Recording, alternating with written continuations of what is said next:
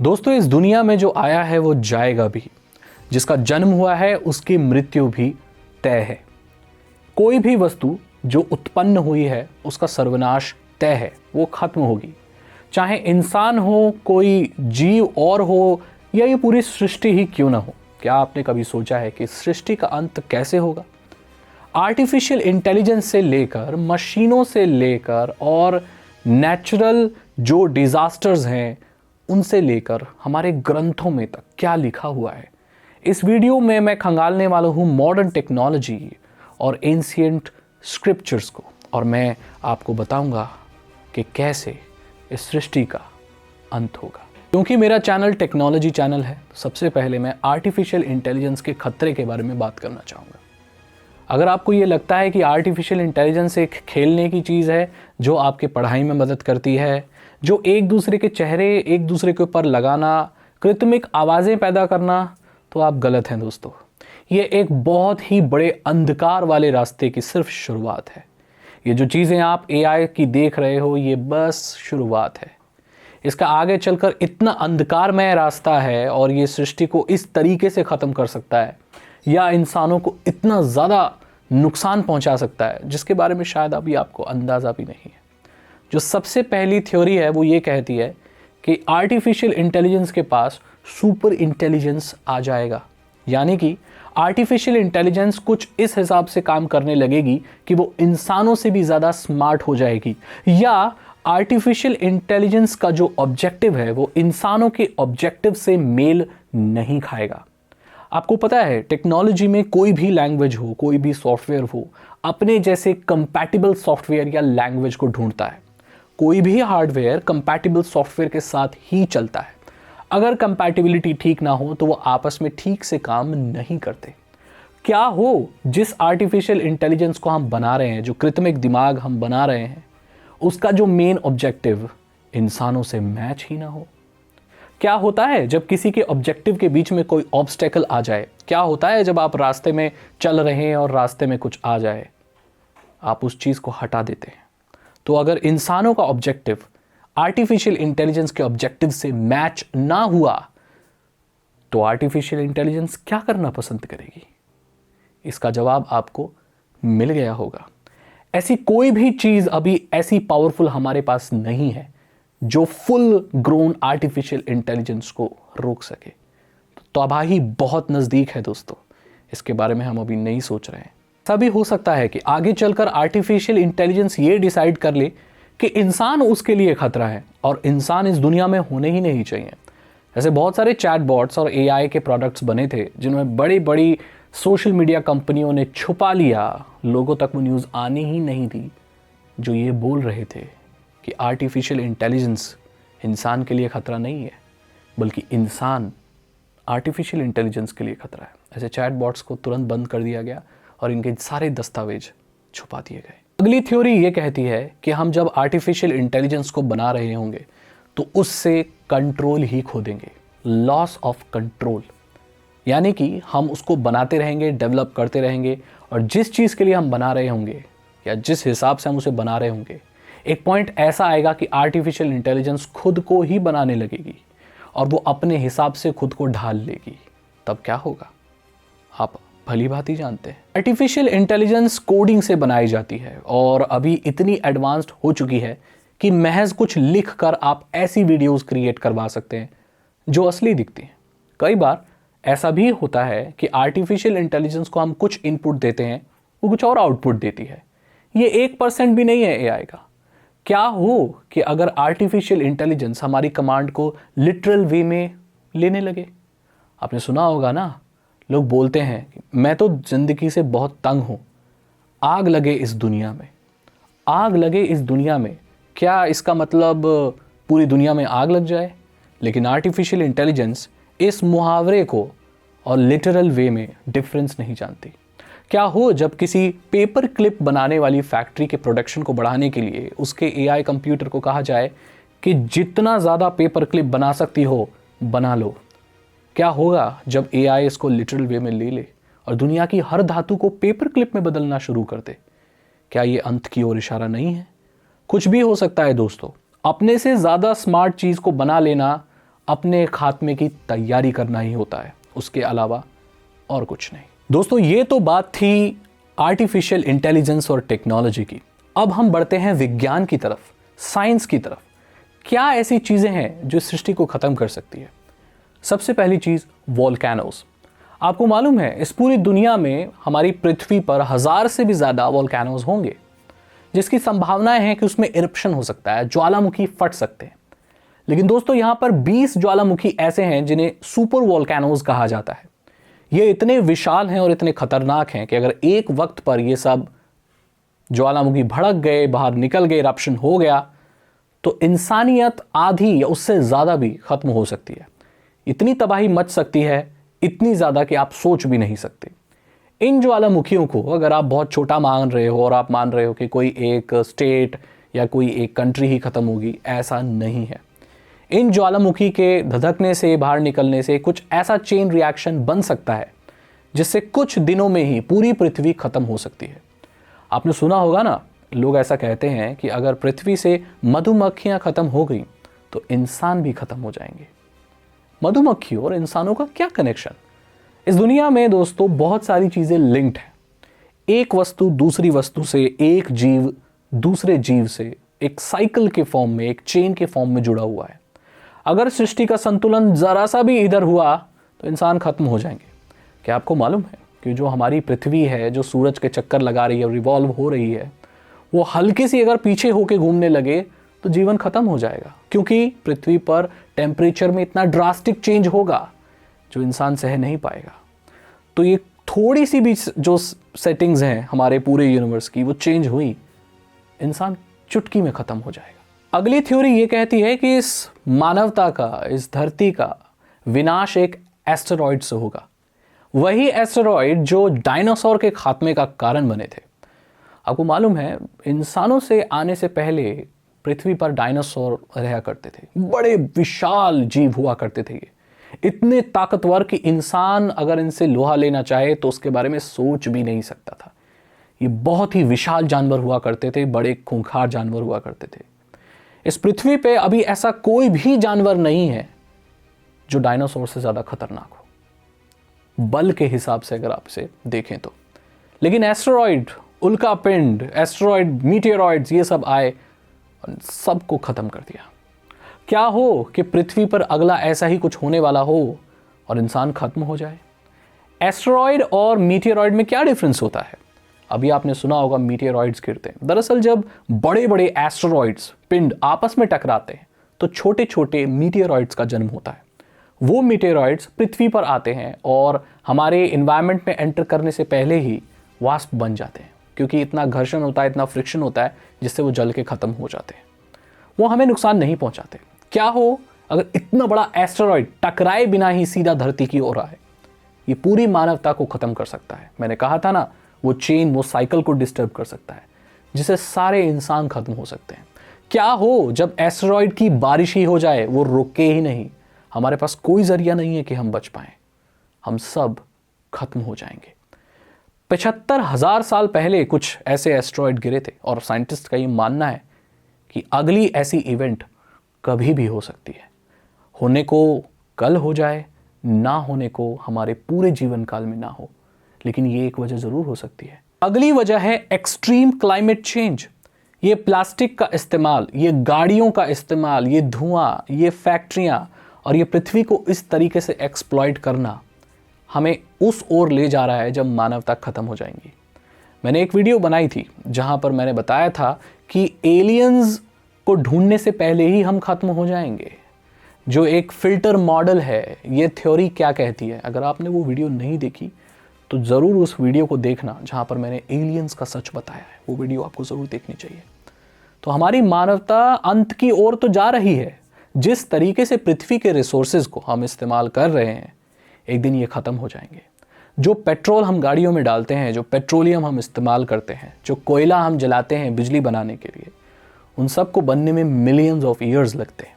लेकिन इंसान कुछ 10-20 साल में इतना खर्च कर रहा है जितना पृथ्वी, जितना नेचर बना नहीं पा रही है। वो वक्त बहुत दूर नहीं है जब ये सारे नेचुरल रिसोर्सेज ख़त्म हो जाएंगे और इंसान भूखा मरने लगेगा। एक और वजह हो सकती है दोस्तों, न्यूक्लियर वॉर। इस दुनिया में ऐसा कोई भी शस्त्र, कोई भी वेपन नहीं बना, कोई भी नहीं, जब मैं कह रहा हूं कोई भी नहीं, जितना खतरनाक न्यूक्लियर वेपन है। इसको बनाने वाले ने खुद बोला था कि इस दुनिया में मैंने बहुत बड़ा पाप किया है और न्यूक्लियर वेपन होने ही नहीं चाहिए थे, किसी के पास नहीं होने चाहिए थे। इतनी खराब चीज है, जब ये एक देश के पास आ गई तो इसका सभी देशों के पास होना अनिवार्य हो गया, क्योंकि इतनी भयानक चीज है कि अगर ये किसी एक के हाथ में रहे तो वो पूरी दुनिया पर राज कर सकता है, सिर्फ इस चीज से डरा कर कि उसके पास न्यूक्लियर वेपन है। दोस्तों, न्यूक्लियर वेपन मैं नहीं चाहता दुनिया में कभी भी आगे भविष्य में या कभी भी इस्तेमाल किया जाए, क्योंकि अगर आपने देख लिया और जान लिया कि इसको चलाने के बाद क्या होता है, मानवता से आपका विश्वास उठ जाएगा। जब एक न्यूक्लियर वेपन चलता है तो कई मीटर्स तक जो आसपास लोग और घर होते हैं दोस्तों, वो भाप बन जाते हैं। सोचिए, इंसान जलता नहीं है, घायल नहीं होता, भाप बन जाता है। इतनी ऊर्जा निकलती है एक एटम बॉम्ब से, एक न्यूक्लियर बॉम्ब से। इतना खतरनाक होता है ये, कई किलोमीटर तक आग फैल जाती है और हजार कितने ही मीलों तक दोस्तों रेडिएशन फैलती है, धुआं फैलता है। न्यूक्लियर विंटर आ जाती है। न्यूक्लियर विंटर क्या होता है? जब कोई बहुत बड़ा न्यूक्लियर बॉम्ब फटता है दोस्तों, तो उसमें से इतनी ऐश, इतने डस्ट पार्टिकल्स, इतना धुआं निकलता है कि वो महीनों तक आसमान में छाया रह सकता है, जिससे उस जगह पर, उस पृथ्वी पर महीनों तक धूप ही नहीं निकलेगी। रेडिएशन मीलों मीलों तक फैलेगी, किलोमीटर तक पूरे स्टेट में, पूरी कंट्री में लोग तुरंत मर जाएंगे, और उसके पास वाले लोग जो हवा से रेडिएशन फैलेगी उससे सड़ सड़ के कैंसर से मरेंगे। आने वाली पीढ़ियां खत्म हो जाएंगी, इंसानों का नामो निशान मिट जाएगा। लेकिन थ्योरी ये कहती है कि सोवियत यूनियन ने इस दुनिया का सबसे बड़ा न्यूक्लियर वेपन टेस्ट किया था, जिसका नाम था त्सार बोम्बा, जो कि 50 मेगाटन की पावर का था। थ्योरीज ये कहती हैं कि अगर ये पूरा बॉम्ब भी पृथ्वी पर चला जाए तो भी पूरी पृथ्वी को खत्म नहीं कर सकता। लेकिन न्यूक्लियर विंटर, रेडिएशन और ऐसे बहुत सारे फैक्टर्स हैं जो आधे से ज्यादा मानवता को खत्म कर सकते हैं। सोचिए, एक बॉम्ब आधी से ज्यादा मानवता को खत्म कर सकता है। कितनी खतरनाक चीज है ये। तो मैं यही प्रे करूंगा कि इस दुनिया में कभी भी न्यूक्लियर वॉर ना हो दोस्तों, क्योंकि अगर ये हुई तो मानवता का अंत तय है। अगली चीज जिससे पूरी मानवता खत्म हो सकती है दोस्तों, बायो इंजीनियरिंग किया हुआ कोई वेपन या कोई वायरस। आपने वो फिल्म देखी है ना, रेसिडेंट ईविल, जिसमें कुछ साइंटिस्ट प्रयोग कर रहे थे एक ऐसे वायरस पर जो इंसानी क्षमता बढ़ा सके। एक ऐसी ड्रिंक बना रहे थे जिसको पीने से डिप्रेशन कम हो जाता है, और उनकी लैब में कुछ ऐसा एक्सीडेंट हो गया कि वो वायरस दुनिया पर फैल गया। पूरी दुनिया के लोग ज़ॉम्बी बन गए। मैं जब भी उस फिल्म को देखता हूं और मैं सोचता हूं कि अगर इस दुनिया में असली में ऐसा कुछ हुआ तो क्या होगा। दोस्तों, वायरसेस कितने खतरनाक हो सकते हैं मुझे इस वक्त पे बताने की ज़रूरत नहीं है। मुझे बिल्कुल भी एक्सप्लेन करने की ज़रूरत नहीं है कि अगर कोई वायरस फैल जाए तो क्या होगा। तो दोस्तों, मानवता के प्रति ये संकट तो है कि ऐसा कोई वायरस, ऐसी कोई बीमारी आ जाए जिसका कोई इलाज ही ना हो। सोचकर देखिए, अभी भी मेडिकल साइंस में कितनी बीमारियों का इलाज है? बहुत थोड़ी। मेडिकल साइंस ऐसी बहुत सारी बीमारियों को समझ ही नहीं पाया जिससे लोगों की कभी मृत्यु हुई थी, और आज नहीं, आज से कई 100 साल पहले हुई थी, अभी भी होती है। मेडिकल साइंस इतनी एडवांस्ड नहीं है कि इंसान को बना सके, इतनी एडवांस नहीं है कि मरते हुए इंसान को, जिसकी मौत आ ही गई है, उसे रोक सके। ऐसी कोई मेडिकल साइंस नहीं है जो इंसान को अमर बना सके। तो इसका मतलब अभी हमने पूरी चीज़ें ना सीखी हैं, ना हम कर सकते हैं। तो ये पॉसिबिलिटी भी है दोस्तों कि कोई ऐसी बीमारी, ऐसा कोई वायरस आए जिससे पूरी दुनिया, सारे इंसान खत्म हो जाए। मैं नहीं चाहता ऐसा कभी कुछ भी हो, लेकिन हम बात कर रहे हैं संभावनाओं की, पॉसिबिलिटीज़ की। तो ज़रा सोचिए, क्या ऐसा नहीं हो सकता? हमारी दुनिया में जब नॉर्मल बीमारियों से लोग मर जाते हैं, ऐसे बहुत सारे देश हैं इस दुनिया में जो डायरिया से बच्चे मर जाते हैं। ऐसी दुनिया में जो ऐसे देश हैं जहाँ डायरिया से बच्चे मर रहे हैं, अगर ऐसा एडवांस कोई बीमारी आ जाए तो क्या वो लोग बच पाएंगे? क्या उनकी मेडिकल फैसिलिटीज़ और इंफ्रास्ट्रक्चर इतने स्ट्रांग हैं कि उन्हें बचा पाएंगे? बिल्कुल नहीं। दोस्तों, ये चीज़ें सुनने में जितनी खतरनाक लगती हैं, अगर आप प्रैक्टिकली सोचें तो इनके होने के चांसेस बहुत ही कम है। लेकिन हम यहाँ पर बात कर रहे हैं संभावनाओं की। मैंने बताया टेक्नोलॉजी कैसे ख़त्म कर सकती है, मैंने बताया कि साइंस में अगर हम जाएं तो कैसे ख़त्म कर सकती है, मैंने आर्टिफिशियल इंटेलिजेंस के बारे में बताया। अब लोग आर्टिफिशियल इंटेलिजेंस वेपन्स को दे रहे हैं। जी हाँ, ऑटोमेटेड वेपन्स, ऐसे हथियार, ऐसे बहुत सारे देश हैं जिनका मैं यहाँ पर नाम नहीं लेना चाहूँगा, लेकिन वो ऐसे हथियार बना रहे हैं दोस्तों जो खुद डिसीजन ले सकते हैं। आर्टिफिशियल इंटेलिजेंस वाले वेपन, तो बहुत ज़्यादा रिस्क बढ़ जाता है दोस्तों। एक छोटा सा ग्लिच कई जाने ले लेगा। ऐसी खतरनाक टेक्नोलॉजी को तो किसी को भी पोजेस नहीं करना चाहिए। तो यहाँ पर मैंने बात की टेक्नोलॉजी की, साइंस की। अब दोस्तों मैं आपको ले चलता हूँ एक और साइड पर जो ये बताती है कि इस सृष्टि का अंत कैसे होगा। दुनिया के सभी धर्मों के सभी ग्रंथ में सृष्टि के विनाश के बारे में लिखा हुआ है। चाहे वो डूम्सडे हो, चाहे वो प्रलय हो, चाहे वो कयामत हो, चाहे वो रैग्नारोक हो, इस सृष्टि का अंत और उसके उल्लेख आपको हर स्क्रिप्चर में मिलेंगे, हर धर्म में मिलेंगे। अगर कोई चीज़ सभी बोल रहे हैं तो इसमें कुछ तो सच्चाई होगी। ये टॉपिक और ये साइड हालांकि टेक्नोलॉजी और साइंस से नहीं जुड़ी है, लेकिन फिर भी अगर हम संभावनाओं की बात कर ही रहे हैं तो क्यों ना हम इनकी भी बात करें। तो जो ये जो पूरा इसका कॉन्सेप्ट है कयामत का या प्रलय का या डूम्सडे या रैग्नारोक का, वो ये कहता है कि एक वक्त पे अच्छाई और बुराई की मैं हर पहलू बताऊंगा आपको, ठीक है, हर पहलू बताऊंगा। तो एक ये कहता है कि अच्छाई और बुराई की लड़ाई होगी, अच्छाई की जीत होगी, बुरे लोग खत्म हो जाएंगे, बह जाएंगे, बाढ़ आएगी, उसमें नष्ट हो जाएंगे। जो लोग ईश्वर और भगवान के प्रति ज़्यादा स्नेह रखते हैं, जो भक्ति भाव रखते हैं, सिर्फ वही बचेंगे और कोई नहीं बचेगा। रैग्नारोक जो कि नॉर्स माइथोलॉजी में कहा जाता है, वो ये कहा जाता है कि देवताओं की और राक्षसों की लड़ाई होगी। सबकी अलग अलग मान्यता है। प्रलय में ये कहा जाता है कि विष्णु जी आएंगे, उनका नया अवतार होगा और ये सृष्टि खत्म होगी। जो धर्म की स्थापना होगी, जो धर्म को मानते हैं, जो अच्छे लोग हैं, जो किसी का बुरा नहीं चाहते, वही लोग सरवाइव कर पाएंगे। कलयुग का अंत हो जाएगा दोस्तों। इसी से रिलेटेड अभी रिसेंटली बहुत ज़्यादा लाइमलाइट में एक टेक्स्ट, एक स्क्रिप्चर आया है, भविष्यवाणी आई है, जिसका नाम है दोस्तों भविष्य मलिका। ये कहा जाता है कि ओडिशा के एक बहुत पुराने काल में कोई संत थे, गुरु थे, संत थे। उन्होंने कुछ भविष्यवाणियाँ लिखी थी और उन्होंने जो भविष्यवाणियाँ लिखी थी वो इस दुनिया में बहुत सच हुई हैं, ऐसा मानते हैं लोग।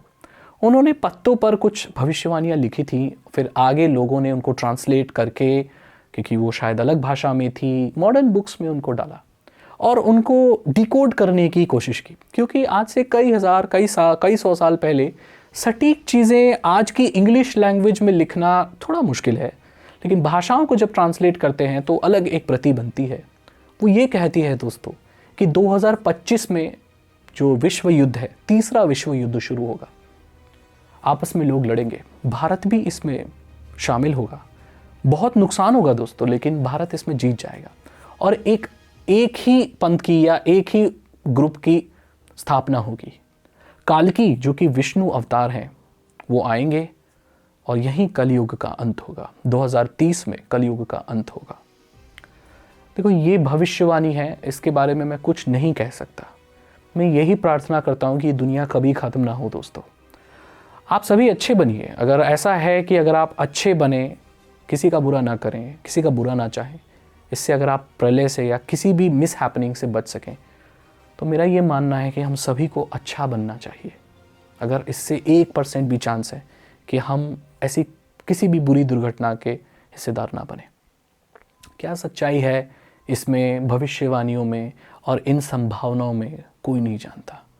कोई भी नहीं जानता कि कब हमारे जीवन का आखिरी दिन हो। इस दुनिया में हम सभी भविष्य की लाशें हैं दोस्तों। हम सभी को एक दिन मरना है, तो मौत एक बार ही आती है। कैसे आएगी हम नहीं जानते, लेकिन जो जीवन हमें मिला है, हमें उसे अच्छे से जीना चाहिए।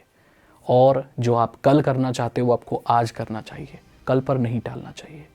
इस सृष्टि में किसी को नहीं पता कि कब किसी का अंत हो जाए। इस सृष्टि का ही कब अंत हो जाए हम नहीं जानते।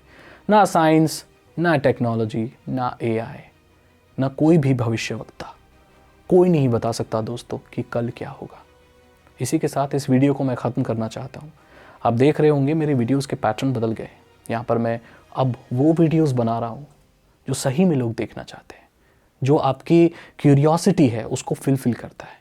तो अगर आप ऐसी वीडियोस को पसंद करते हैं तो इस वीडियो को लाइक करें, कमेंट सेक्शन में बताएं कि आपको ये वीडियो कैसी लगी। मेरे चैनल को सब्सक्राइब करें और अगर आप इथिकल हैकिंग में इंटरेस्टेड हैं तो आप मेरे कोर्सेज भी चेक कर सकते हैं। मैंने कुछ और वीडियो बनाई हैं जहां पर मैंने हैकिंग के इतिहास के बारे में बताया है, जहां पर मैंने बताया है कि अगर एलियंस हैं तो कहाँ हैं। उन 2 वीडियो को भी आप ज़रूर देखना, उनका लिंक भी आपको डिस्क्रिप्शन में मिल जाएगा। मैं मिलता हूँ आपसे अगली वीडियो में। Thank you so much and good bye.